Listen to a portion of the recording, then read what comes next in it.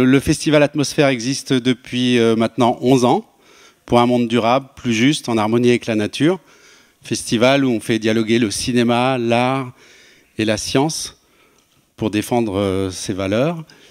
Et le court-métrage fait partie chez nous d'un parcours nouveau récit, voilà, nouveaux imaginaires qu'on essaye de développer pour se projeter dans le monde de demain.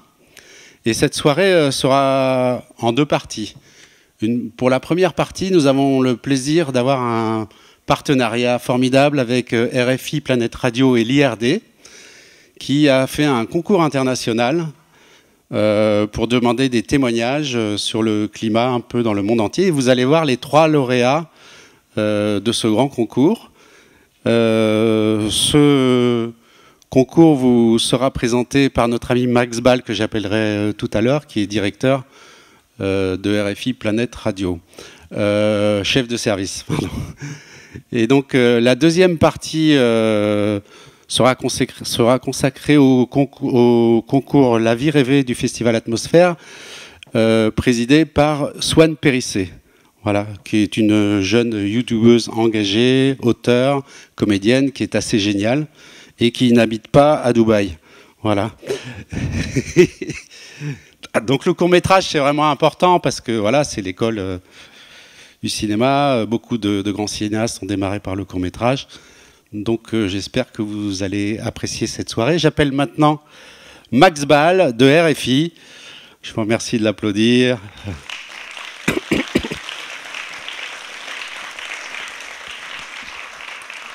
Qui va vous présenter ce concours. Je voulais juste préciser, parce que vous voyez que j'ai un certain âge, donc je l'ai connu, il était tout jeune, je travaillais pour les Enfants du Rock, et donc j'ai fait son premier film pour les Enfants du Rock il y a quelques années. Voilà, merci Max. Merci Pascal, merci. Bon, bah, y a du monde, ça intéresse les gens. Bonjour, donc moi je m'appelle Max Ball et je dirige Planète Radio, qui est l'antenne de coopération de RFI. RFI, c'est Radio France Internationale, si certains d'entre vous connaissent. Voilà, donc Planète Radio, depuis maintenant 25 ans, met en place des projets aux 4 coins de la planète pour essayer de donner la parole à des populations qui vivent en situation difficile, et notamment des populations indigènes dans les zones très reculées de l'Amazonie, du bassin du Congo, au Timor oriental, en Papouasie, voilà, dans tous les endroits où peut-être ces populations-là ont des choses à préserver ou des choses à dire, et on les entend pas parce que justement ils n'ont pas les moyens de s'exprimer. Donc voilà, Planète Radio conçoit des projets et des concepts comme ça à travers le monde.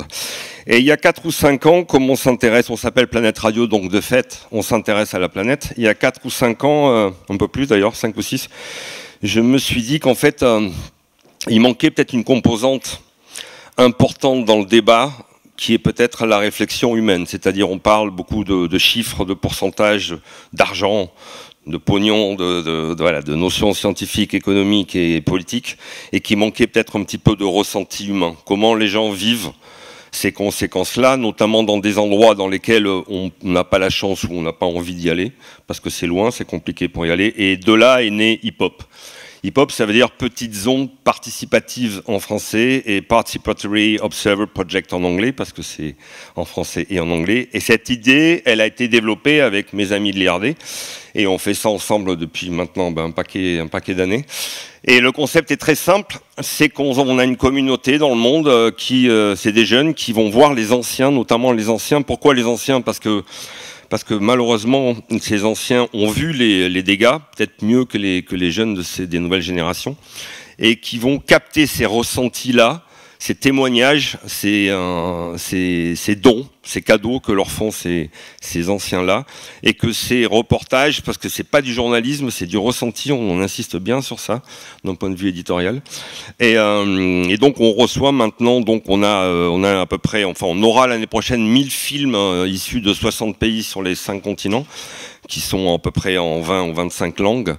Et on a des hip-hoppers, donc on appelle ça des hip-hoppers dans le monde entier. Il y a une communauté de plus de 100 000 personnes qui nous suivent dans le monde. Et ces films sont utilisés notamment lors des grands séminaires à l'UNESCO, au GIEC. On a été invité au GIEC pour les 30 ans du GIEC. Et en fait, ça permet de remettre un petit peu l'humain au centre du débat pour qu'on puisse se retourner peut-être aux bases de la problématique. C'est comment l'humain se positionne dans cette problématique. Il y a la causalité, mais il y a aussi les conséquences, comment ça se vit, comment ça se ressent. Et cette notion qui n'est pas vraiment journalistique, qui n'est pas vraiment scientifique, est quand même utilisée par le corps scientifique, le corps économique et le corps politique. Ça permet, par moment, du moins je l'espère, de recentrer le débat sur la présence de l'humain et des espèces animales sur la planète.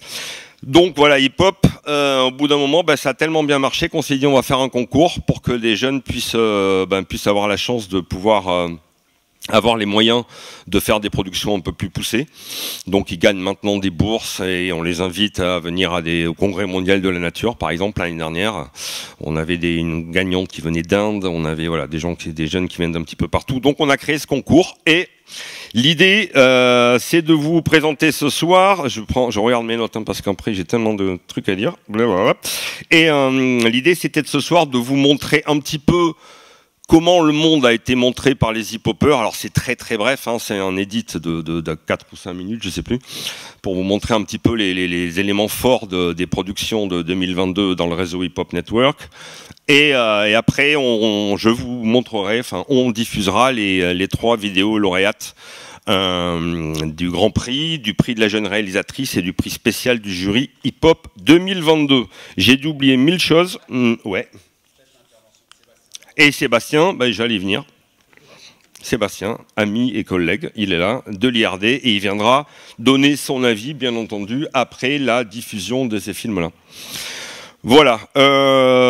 Donc pour avoir un bref aperçu de comment ces hip-hoppers voient le monde 2022 et surtout comment les anciens, ceux qui disposent de ce patrimoine immatériel de l'humanité que dans quelques années on regardera en se disant mais on était au courant ou pas?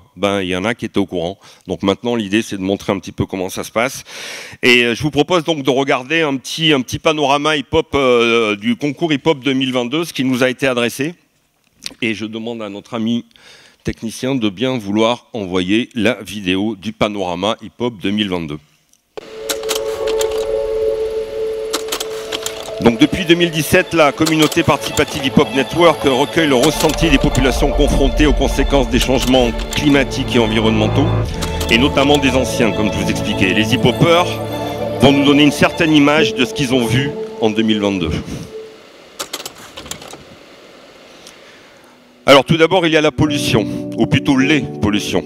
Celles qui se voient, celles qui se sentent, mais surtout celles qui se vivent au quotidien.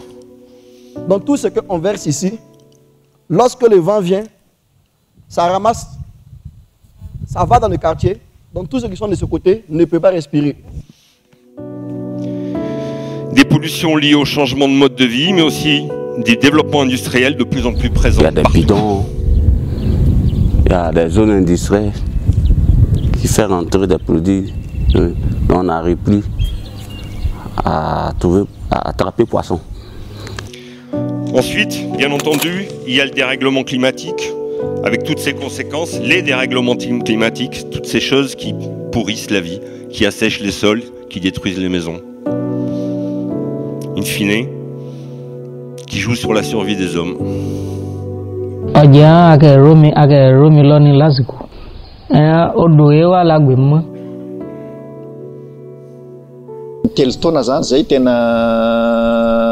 Niena de niena le an. Looy gis ngay gis fii ñax ay toolu ceeb la woon bay mais changement climatique moo tax ñax bi dem na ba nangu kenn mëntu koo liggéey nii.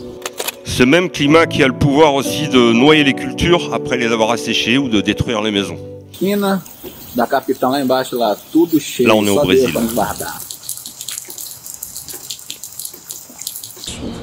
Eu fiquei traumatizada, eu peguei símbolo do pânico da chuva, você acredita? Quando começava a chover, eu ficava, Deus, essa chuva não para. Oh, Pai, por favor, para essa chuva, Senhor. O Senhor sabe, se continuar chovendo, o que vai acontecer aqui na minha casa? Alors, entre inondation et sécheresse, l'équation est pour beaucoup difficile à résoudre, voire impossible.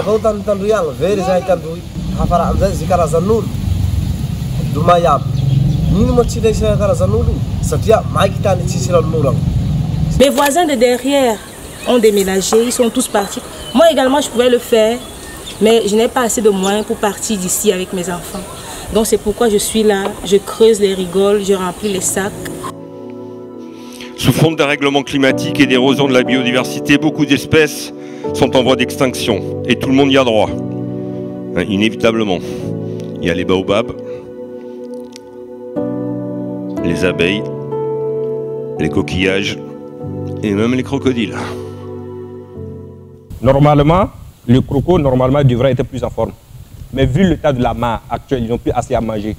Parce qu'il n'y a plus de nourriture, de crapauds, de grenouilles qui n'ont plus assez. Voilà. Donc, le croco, il est un peu fané. Voilà un bref aperçu de l'état de notre monde en 2022 vu au travers du ressenti humain. L'Abséria sont des plantes qui servent à nourrir les animaux pendant la saison sèche. Mais aujourd'hui, toutes ces instances-là de choses ont disparu. Le peul, l'éleveur, les jeunes peuls aujourd'hui, si ça continue comme ça, c'est dangereux, en ce sens que les gens non seulement seront désœuvrés, mais vont se lancer à d'autres pratiques. Des pratiques qui deviennent compliquées à vivre au quotidien, qui empêchent les gens de vivre normalement et qui perturbent leur réalité. Et c'est bien ça le problème. Donc aujourd'hui, maintenant, il faut que ça se sache.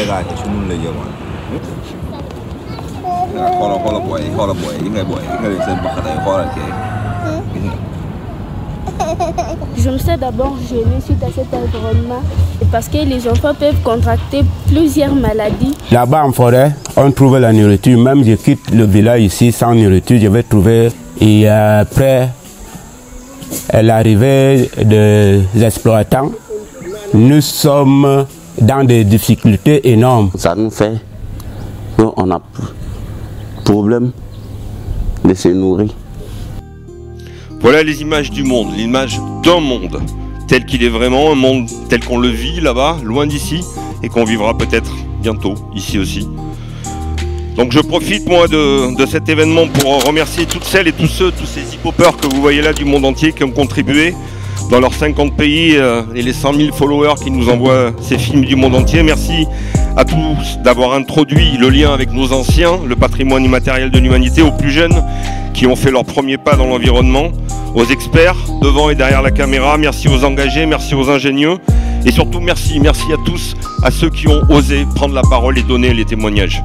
Parce qu'ils peuvent avoir confiance en nous, on va en faire quelque chose. C'est pour ça que je suis là et c'est pour ça qu'on va partout où on peut montrer tout ça.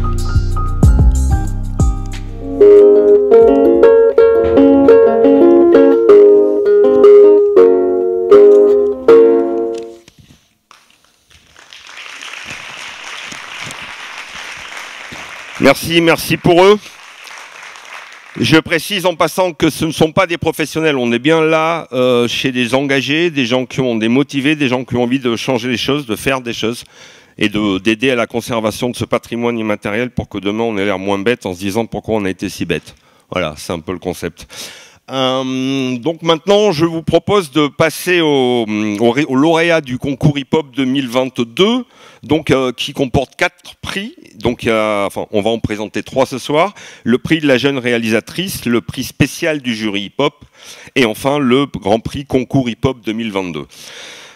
Donc on va commencer par regarder le prix de la jeune réalisatrice dans le cadre du concours hip-hop 2022 qui a été attribué à Sonia Nikiema qui nous vient du Burkina Faso et son film s'appelle La mare au crocodile fané. Vous allez reconnaître le crocodile.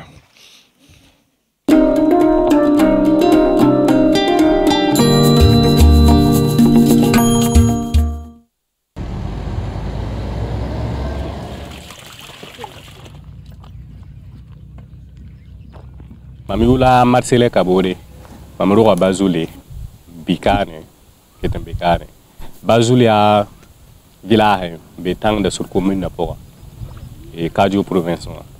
La ton cane est un taranyepsi, a été nyepsi, la ton kilim, ton son rond iki, ton autofran barrage, Ouma, barrage de la hectare pila nous, donc Oumba le Nagan Pidoto, ton ambécane, rien sa Ouma Poa. Ya servila ti bum kamande la runa ton gesame ti kuma seme mba barage donc kit ya kitaka ti yem sa ya wusko donc actuellement et kuma wato hayin bewa kare tun sik nyep sa vilo e do anye beta ko wa da nyep kitsa na il pa wa vi tin nyep kere lourde ambassadeur villa auto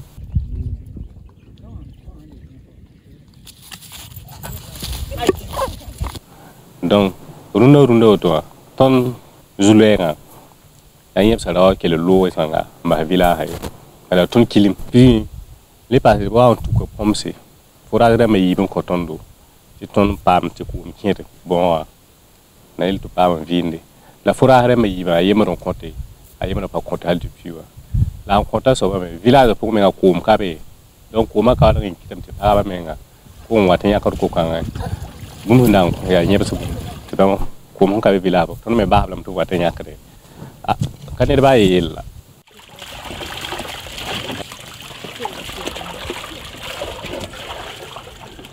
ko mun ka be kiringa la ton watin yakalo la ton datam bu ha shongo tip pam ko man pa ho tituna pam ko mar kana leb watin yakal kay na baharam ti nyibsala woru watin.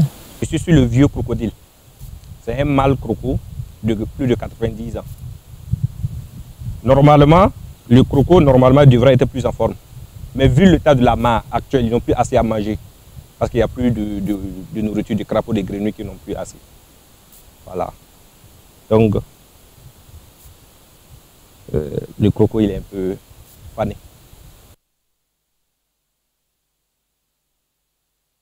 La situation actuelle est très très critique. On n'a plus de l'eau pour les crocodiles. La mare est presque finie. C'est bien tari en fait.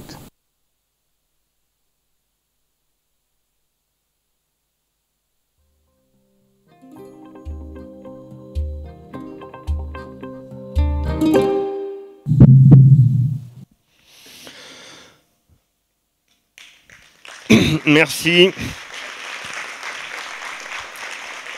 Merci pour Sonia, donc, qui peut-être entendra vos applaudissements depuis le Burkina Faso. Donc Sonia Nikiema qui a remporté le prix de la jeune réalisatrice.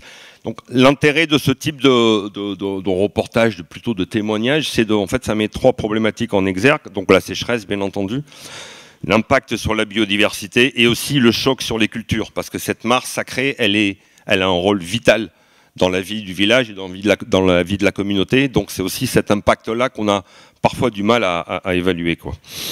On passe maintenant au prix spécial du jury hip-hop qui a été attribué pour cette édition 2022 à Daniel Makassi, qui nous vient de la République démocratique du Congo, exactement de Goma, dans le Kivu, avec son film « Les bidons du tabou ».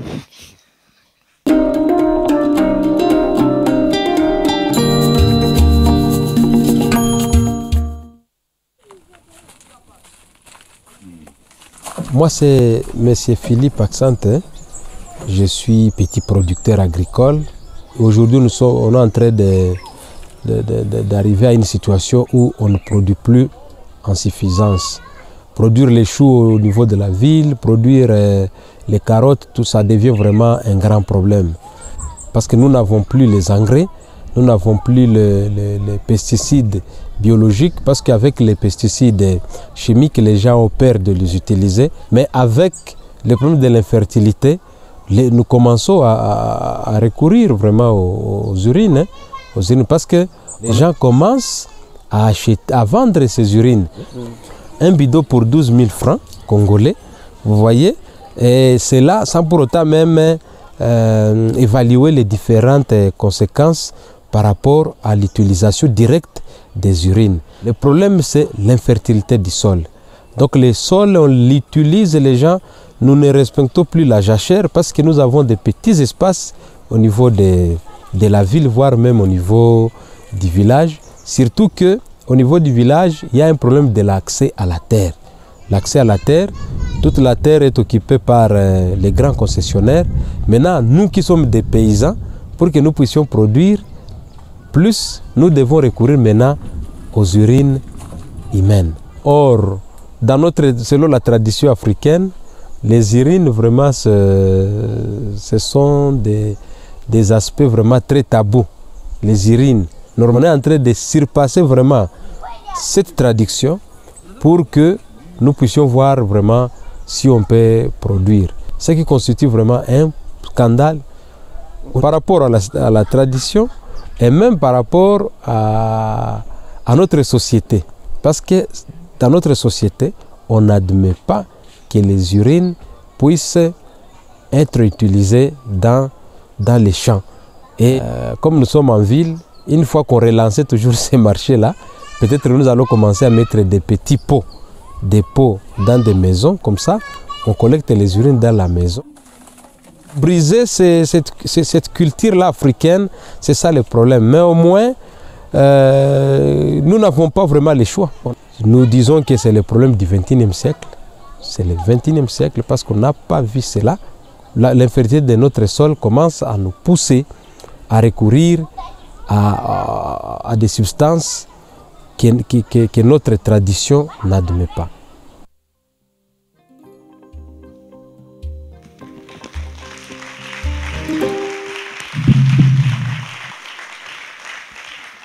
Merci pour Daniel, donc, qui est à Goma en RDC, au Congo, et qui appuie sur un sujet qui fait mal, surtout en Afrique centrale. Voilà, tout ce qui touche à la culture et aux traditions, c'est toujours difficile à assimiler, à comprendre quand on est un petit peu plus au nord du continent. Et c'est vrai que pour y être allé souvent à Goma avec Planète Radio, c'est une problématique qui commence à faire son petit bonhomme de chemin.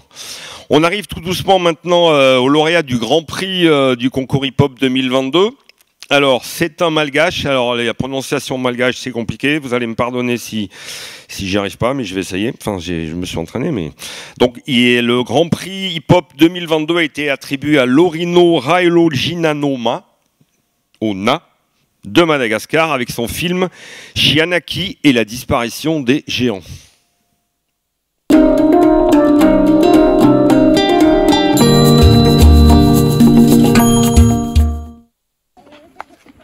Anaraku rasofeno petaka putaka tua kumeni beheluke zahai twamputaki rano mena tirano na yetua rano futaki siana kinaitiana vao misirano tirano mino tia umbi mino te usi mangerengero ya umbi wa mamaneo misi suka kabi wa mpurano maandeo inumina ya vao iketehanai uvare iketehanai balahazu mena mana hakina bizani ti izaka ketehina ireza tiamina ito tira hamisina ti bako paburuka vao ave mirano tia satia la fa inumina irano marale tituna ile mi vala mi bururuaki zaya mzee la fa maiki irano tia minu rano bobabiu kia nambware tindati tete tutaluha ndati beira airezai manduva kia zahai nanikizao ishia na irano kia ini bobabini ndati beta luha teterezai bani hafa tifia ina nifasatia iro ni vici nisi tiranura iza hai henane kizao maru championa irano izani upa ruevu lavao tifetani Rijali tarana na ya faro fasatia pangura kiretua ni fatsihisti zao harufu ne pamumasai ayo mizai yana na ya farao sia hai haruhura kizazao ena hai renikia hurebu tumu fahaizane ala ukieza fumarumati mana huzaikia duizani mana hakulumbelunu simba lututuluya ina nizao anwe miuva tutoe chando simisi ranura simisi lutiza maru fenune manjara chimaru fabi chiru fenunai wat telo mo fenunai telo simisi tirano hazilikao sanda kitiana kafara mo hana ukuri te manaru ya vau simisi tausua fa taundati ya vau tiavi zaya mpisa feduha zaya na nikizao mijali faratampu ni amitirano simiandu zaila hiti maharu akemba tena chihiandu lema hasa kinduandu so chimiandu maso bosa sa zahaya vehivavi la fateraki mfanendi kamizani udani nuhusihana kiu atani diwi humaiki hii maiki diuni kune hisikine hina mizaivu asarimbu andai kite lafa vita zaizan tipila sitinda titera kamina yetu faifa pulu vandu ambi tau yao hena nekiu zaivu buta matsimisi bazaha mitindo na mitipumpu hanana na iranu sua milafa na pia mfanjakani za hai mbahi venduma yana na ya farao luteichi hani farano zavandi beira anuti Zai ti tarai nai, rai ntera keren ntera, pahijadi na nai.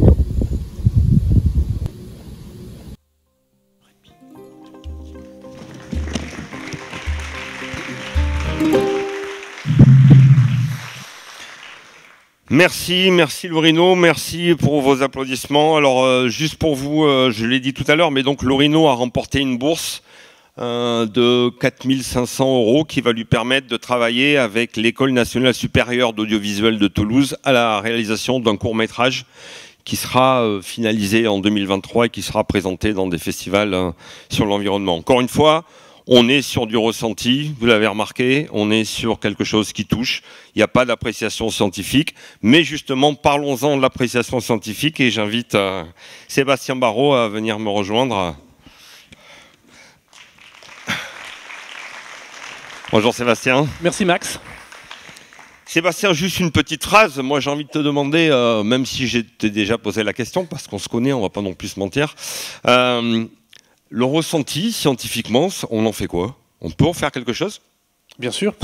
Non, mais souvent on oppose la science et le ressenti. Mais en fait, le ressenti, c'est aussi la base de la science. Et à l'inverse, si on me laissait 2 heures pour décrire mes recherches ici, je décrirais ces recherches avec beaucoup de ressenti et avec beaucoup de passion. Donc il ne faut surtout pas opposer les deux.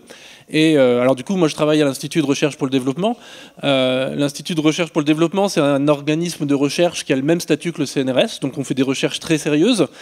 Mais on les fait au service des pays en voie de développement, en partenariat avec les pays en voie de développement.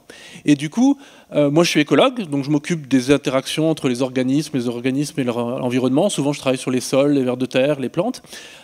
Souvent je travaille entre guillemets tout seul dans mon coin avec d'autres chercheurs. Je vais faire des trous, je vais ramasser des vers de terre. Alors je m'intéresse aux êtres humains, mais je n'ai pas toujours des contacts directs avec les êtres humains. Je ne suis pas sociologue, je ne suis pas ethnologue. Par contre, dans ces vidéos, on a vu un certain nombre de justifications à mes recherches. Et c'est vrai que la première fois que je les ai vues, je ne m'y attendais pas du tout. Mais par exemple, le monsieur qui explique qu'ils sont de plus en plus nombreux, ils ne peuvent plus pratiquer la jachère, c'est-à-dire que dans les systèmes traditionnels agricoles, c'est des systèmes durables, mais on entretient la fertilité des sols en arrêtant de cultiver tous les 5 ans. On arrête de cultiver pendant 5 ans, par exemple. Ça restructure la fertilité des sols et on peut continuer comme ça. Et donc le monsieur, là, il explique que non, ils ont du mal à pratiquer une jachère aussi longtemps qu'auparavant. Du coup, la fertilité n'est pas entretenue. Et du coup, ça justifie une partie de mes recherches sur la fertilité des sols en Côte d'Ivoire, le lien avec certaines graminées, etc. etc. Et par-delà, il y a vraiment une justification presque scientifique. Et par-delà cette justification, c'est vrai que j'imagine que vous avez tous ressenti des émotions en regardant ces vidéos. Et en fait, ces émotions sont aussi un support potentiel pour mes recherches. Et de temps en temps, j'y pense et ça me donne envie d'aller plus loin, d'aider ces gens d'une certaine manière. Enfin, je le fais pas vraiment ou très modestement. Mais du coup, je trouve que c'est vraiment très, très intéressant. Donc on pourrait presque résumer en disant que ça devient une composante scientifique quelque part, ou du moins qui pousse à la recherche. Alors je pense qu'il y a 2 niveaux. Je pense que ça pousse réellement à la recherche, et moi ça peut me pousser à la recherche. Et je pense aussi par contre que si j'étais sociologue ou ethnologue, j'aurais envie d'analyser scientifiquement ces vidéos. Et je crois que d'ailleurs dans les prochaines éditions, il y a des tentatives pour thématiser un certain nombre de vidéos, etc. Et du coup pour d'une certaine manière décrire certains problèmes presque d'une manière scientifiquement, ou un peu de cartographier les problèmes de ces populations. Et du coup, ça va dans le sens d'aller vers la science. Alors c'est marrant parce que moi je fais un parallèle avec le monde du journalisme. Moi, à RFI, j'ai à peu près le même problème, ou à France 24, ou tous les médias avec lesquels on travaille. C'est-à-dire que cette notion de ressenti est une notion qui est toujours assez touchy. Bon, ouais, mais le ressenti, ça se base sur quoi? Ça peut être X un jour et Y le lendemain. On n'ose pas trop s'en servir avec la notion de l'intox, qui est maintenant l'infox, qui commence à prendre beaucoup de place. Donc, ce sentiment, comment on gère ça? Comment on définit même le ressenti scientifiquement? S'il y a une définition. Alors moi, je ne le définis pas. C'est pas mon job. Par contre, ça n'empêche pas... Enfin, il y a par exemple, il y a beaucoup d'études qui ont montré vraiment qu'il y a des connexions très fortes entre le ressenti, les émotions et les apprentissages. Donc il n'y a vraiment pas d'opposition. Après, effectivement, le problème, c'est de ne pas tourner au canular, à des fausses informations, etc. Mais je pense que une des qualités de hip-hop, c'est qu'on n'en est pas là. C'est-à-dire que c'est des vidéos authentiques qu'on peut critiquer, on peut ne pas être d'accord avec ce qui est dit, mais c'est ce qui est dit, c'est ce que les gens ressentent. Donc voilà, c'est comme ça. J'aimerais bien commenter certaines des vidéos.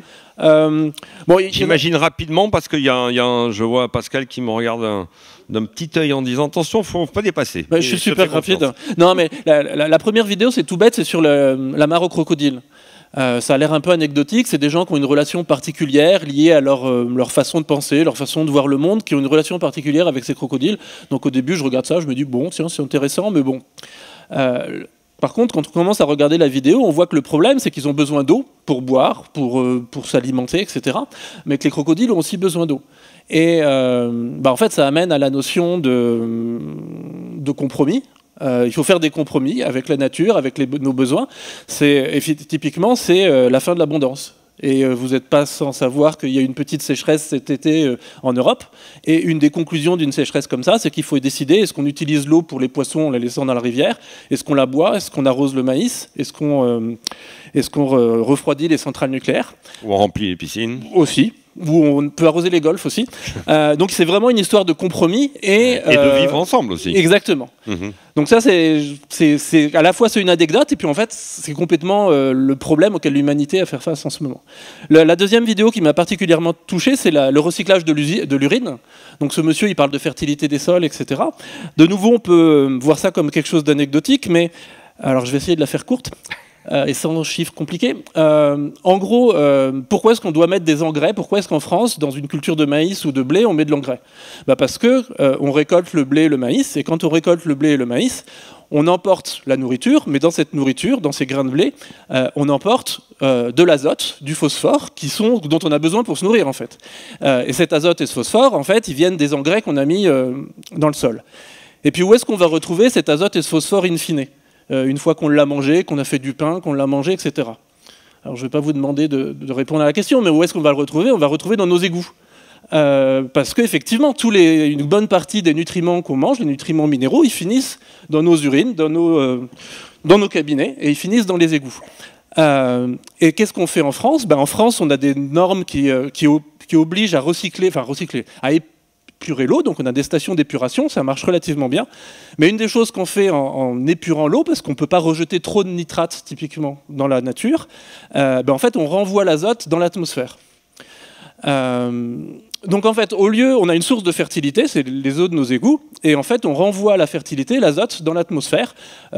L'atmosphère est composée à 78% de N2, c'est de l'azote. Donc en fait, ce que le monsieur propose comme solution, c'est ce que les gens un peu réveillés en France savent qu'il faut faire, c'est recycler nos urines. Mais ça bouscule quand même beaucoup de choses, on est bien d'accord.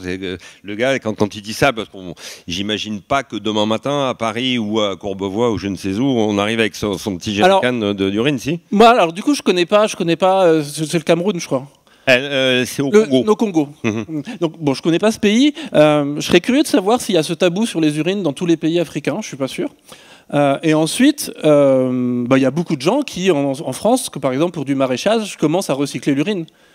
C'est pas très difficile à faire. Il y a des gens qui réfléchissent à... en gros, il y a des gens qui disent... c'est absurde, on a un système où, en gros, on défait qui ont fait nos urines dans de l'eau propre. Donc ça veut dire qu'ensuite, il faut épurer tout ça, etc. Et puis on perd toute la fertilité qui correspond. Donc il y a des gens qui réfléchissent à comment faire un circuit court pour réintégrer ça. Mais tout le monde se pose la question, est-ce qu'on peut utiliser l'urine telle qu'elle? Est-ce qu'il faut le traiter? Est-ce qu'il faut le filtrer? L'urine, en fait, évidemment, il y a des bactéries dedans, etc. Mais il n'y a pas plus de bactéries pathogènes qu'autre chose dans l'urine. Et puis si on les laisse décanter quelques jours, ça pose pas de problème. Et alors, je t'avais déjà raconté ça, mais typiquement, ça fait plusieurs années que moi, je recycle mes urines pour faire pousser des tomates et des pommes de terre sur le toit de ma copropriété. Et ça pose vraiment aucun problème. J'ai des bidons, ça pose des problèmes de bidons, il faut gérer les bidons. Mais c'est un truc que le corps de la science sait depuis longtemps. Comment ça se fait là oui, on sait depuis longtemps, bien sûr. Et pourquoi on ne l'utilise pas? C'est une organisation absurde de nos sociétés. D'accord, ouais, c'est une belle réponse. Non, et typiquement, on parle beaucoup d'agriculture urbaine, de circuits courts, etc. Un des enjeux de relocaliser notre agriculture, de transformer notre agriculture, c'est de rapprocher les zones de production agricole des zones de production des déchets fertiles, des urines, etc., pour fertiliser les champs avec tout ça. Alors ça se fait un petit peu d'ailleurs. Si on rentre dans les détails, il y a une partie des bouts de stations d'épuration qui sont utilisées comme amendement en agriculture.